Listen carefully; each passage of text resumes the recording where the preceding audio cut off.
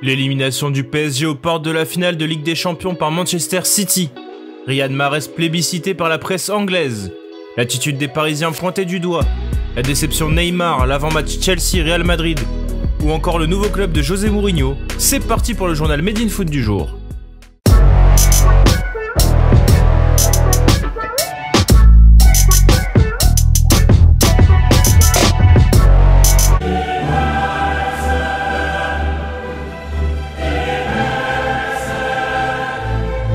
De la déception à l'image des énormes promesses faites en avant-match, voilà comment résumer la demi-finale du Paris Saint-Germain face à Manchester City hier.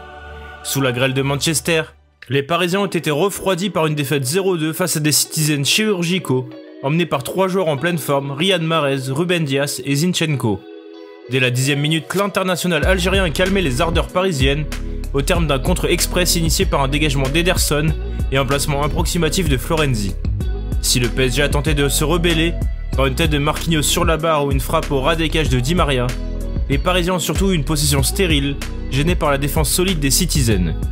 En deuxième mi-temps, même constat, et Manchester City va de nouveau punir les Parisiens, avec un contre express parti d'une perte de balle de Florenzi.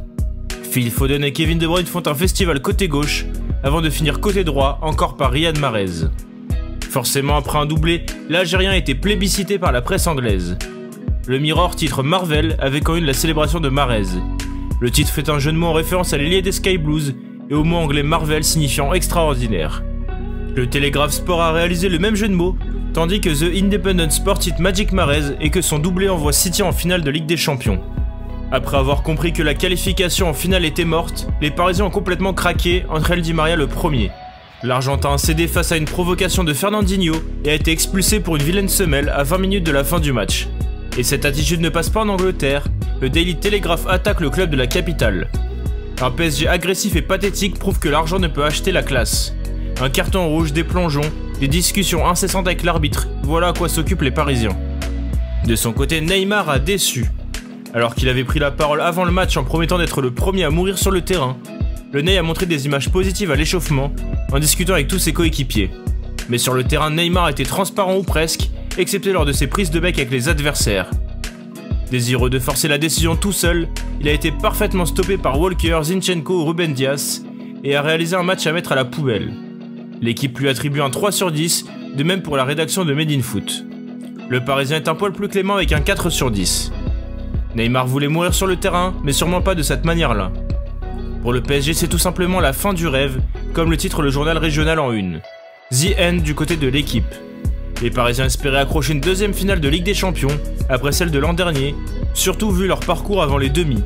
Finalement, malgré les éliminations de Barcelone en 8e et du Bayern en quart, le PSG est tombé sur plus fort que lui avec Manchester City.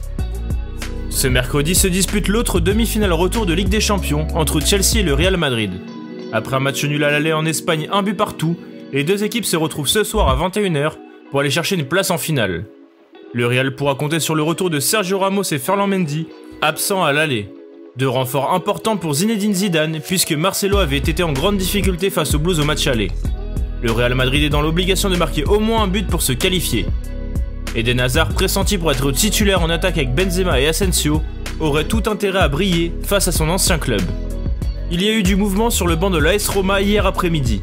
Le club italien a annoncé tôt dans la journée le départ de son entraîneur Paolo Fonseca dès la fin de la saison. Et les Romains n'ont pas tardé pour annoncer le nom de son successeur, José Mourinho. Sans club depuis son licenciement de Tottenham le 19 avril dernier, le Portugais de 59 ans prendra les rênes des Giallorossi cet été jusqu'en juin 2024. Le Special One a déjà entraîné en Italie, où il a gagné à 2 reprises le championnat avec l'Inter Milan en 2009 et en 2010. De son côté, Paolo Fonseca va devoir rebondir très vite après 2 ans à l'AS Roma. S'il s'est fait une belle réputation grâce à son parcours au Shakhtar Donetsk, le Portugais possède une très belle cote et aurait déjà des courtisans. À en croire Calcio Mercato, l'ancien de Braga serait dans la shortlist de Jean-Michel Aulas et de l'OL, en cas de départ de plus en plus évoqué de Rudy Garcia à la fin de la saison. Merci à tous de nous avoir suivis, n'hésitez pas à liker, commenter, partager cette vidéo et à bientôt pour un nouveau JT.